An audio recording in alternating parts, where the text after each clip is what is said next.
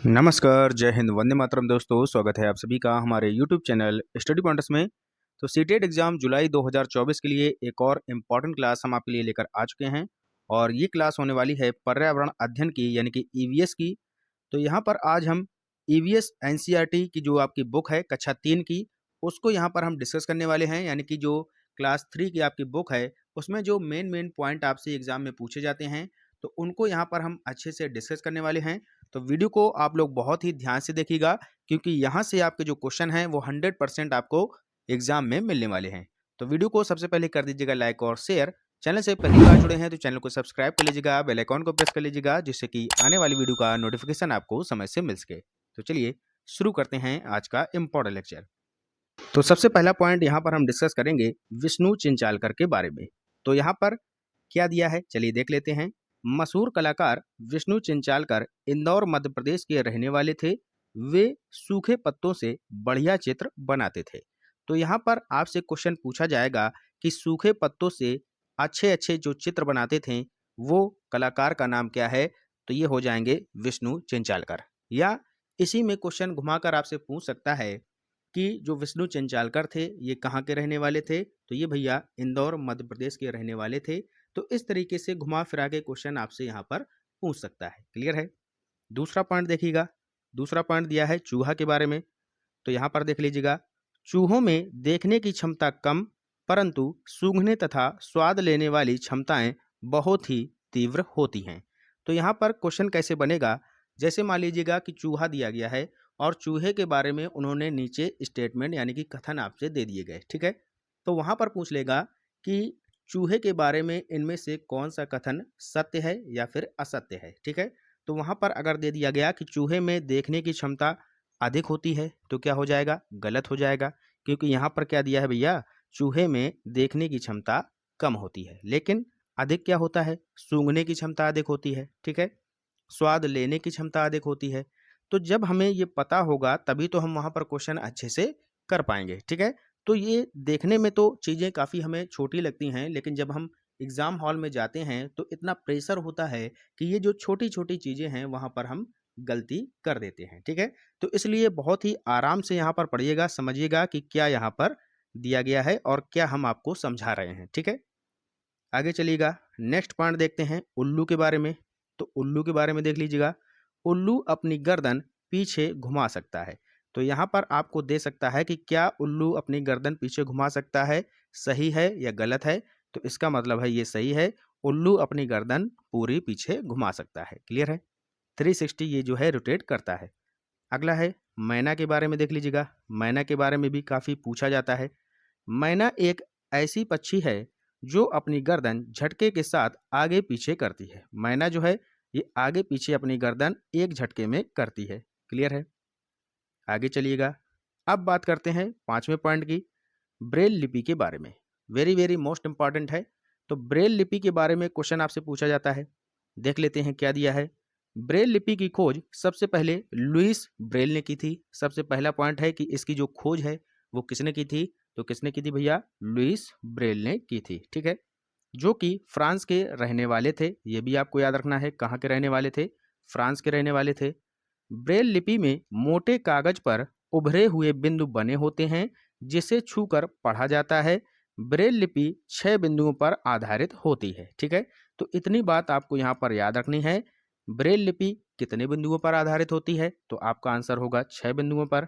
ठीक है, ब्रेल लिपि किसके लिए होती है, जो देख नहीं सकते हैं उनके लिए होती है। ठीक है, इसकी खोज किसने की थी, तो लुईस ब्रेल ने की थी, जो कि कहाँ के रहने वाले थे, कहाँ के थे भैया, फ्रांस के रहने वाले थे।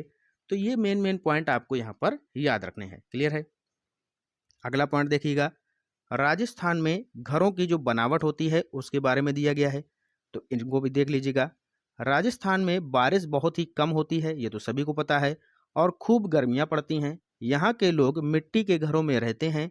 घरों की जो दीवारें हैं बहुत ही मोटी होती हैं तथा दीवारों को मिट्टी से लीप पोत कर सुंदर बनाया जाता है एवं छतें कटीली झाड़ियों की बनी होती हैं। ठीक है, तो आपने भी देखा होगा जो घर होते हैं, जो पुराने, आप जब गांव में जाते हैं तो मिट्टी के घर बनाए जाते थे। ठीक है, यहाँ पर वैसा ही है, राजस्थान में आपने देखा होगा। अगर नहीं देखा है तो हम आपको दिखा देते हैं। ये देखिएगा ये राजस्थान के घर हैं, ठीक है भैया, राजस्थान के घर हैं ये। और यहाँ पर देखिएगा ये जो दीवारें हैं ये मिट्टी की बनी हैं और इसी से इनकी लिपाई पुताई होती है, ठीक है। और ऊपर यहाँ पर हमने ये लिखा है, ये देखिएगा ये ब्रेल लिपि है, ठीक है। इसमें उभरे हुए यहाँ पर ये जो हैं दिखाया गया है और इन्हीं को टच करके यहाँ पर लोग यहाँ पर समझते हैं कि क्या लिखा है। तो ये ब्रेल लिपि है, ये है लुइस ब्रेल जो कि फ्रांस के रहने वाले थे, ठीक है। देख सकते हैं आप, अच्छे से समझ सकते हैं। आगे चलिएगा, अगला पॉइंट, असम में घरों की बनावट कैसी होती है। असम में बारिश बहुत होती है। यहाँ के घर जमीन से लगभग 10 से 12 फुट ऊंचे बने होते हैं। घर को मजबूत बांस के खम्भों पर बनाते हैं तथा ये घर अंदर से भी लकड़ी के ही बने होते हैं। तो ये सारे मेन पॉइंट हैं। अगर आपसे पूछा जाएगा कि जो असम में घर होते हैं वो ज़मीन से लगभग कितने फीट होते हैं, तो 10 से 12 फीट होते हैं, ठीक है भैया। किससे बनाए जाते हैं, तो बांस के खम्भों पर बनाए जाते हैं, ठीक है। और अंदर क्या प्रयोग होता है, तो अंदर भी लकड़ी के ही बने होते हैं। क्लियर है। अगला पॉइंट देखिएगा, मनाली के घर कैसे होते हैं भैया। मनाली के देख लीजिएगा, मनाली एक पहाड़ी इलाका है। यहाँ बारिश बहुत होती है और बर्फ भी बहुत पड़ती है। यहाँ के मकान पत्थर या लकड़ी से बने होते हैं, ठीक है। तो जो मनाली है इसके मकान कैसे होंगे, पत्थर या लकड़ी के बने होते हैं। यहाँ पर भी बारिश ज़्यादा होती है, ठीक है, बर्फबारी भी होती है, देखा होगा आपने। अगला देखिएगा, लद्दाख में कैसे घर होते हैं। तो लद्दाख में देख लीजिएगा, पत्थर के बने घर होते हैं जिनकी फर्श और छतें लकड़ी की बनी होती हैं। यहाँ पर जो घर होते हैं वो किसके बने होते हैं, पत्थर से बनाए जाते हैं, लेकिन जो उनकी फर्श होगी और उनकी जो छत होगी वो लकड़ी से यहाँ पर ढक दी जाती है, ठीक है। समझ में आ गया। अब चलिएगा देख लेते हैं, ये हैं आपके सबसे पहले पहला नंबर पर हमने यहाँ पर बनाया है ये असम के घर, आप देख सकते हैं, ठीक है। ये देखिए यहाँ पर 10 से 12 फीट ऊंचाई पर बने हुए हैं, नीचे बांस के खंभों पर टिके हैं, ठीक है। दूसरा यहाँ पर देखिएगा, ये है मनाली के घर भैया, कहाँ के हैं, मनाली के घर हैं ये इस तरीके से, ठीक है। तीसरा यहाँ पर जो हमने इमेज लगाई है ये है लद्दाख के घर, ठीक है। कहाँ के हैं भैया, लद्दाख के घर हैं। ये जो है पत्थर से बनाए जाते हैं और लकड़ी से इनकी जो छतें हैं और फर्श है वो बनाई जाती है, ठीक है। क्लियर है, देख लिया आपने। आगे चलिएगा, अगला पॉइंट देखिएगा, नागपुर। तो नागपुर के बारे में पढ़ लीजिएगा। नागपुर के लोग दाल में चीनी डालते हैं। अगर आपसे क्वेश्चन आएगा कि कहाँ के लोग जो है दाल में चीनी डालते हैं, तो नागपुर के लोग डालते हैं, ठीक है। अगला है डांस। यहाँ पर क्या लिखा है, डांस में हाथ और चेहरे के जरिए भावनाएं दिखाई जाती हैं जिन्हें मुद्रा और भाव कहते हैं। जब आप डांस करते हैं तो आप देखिएगा कि जो आपके हाथ हैं वो कभी ऊपर जाएंगे कभी नीचे आएंगे, चेहरे के एक्सप्रेशन भी आपने देखे होंगे, तो इन्हीं को मुद्रा और भाव कहा जाता है, ठीक है। अगला पॉइंट देखिएगा, पक्षियों के पंख के बारे में यहाँ पर दिया गया है। पक्षियों के जो पंख होते हैं उन्हें उड़ने में मदद करते हैं और गर्माहट भी देते हैं। पक्षियों के पुराने पंख झड़ते रहते हैं और नए जो पंख हैं वो आते रहते हैं।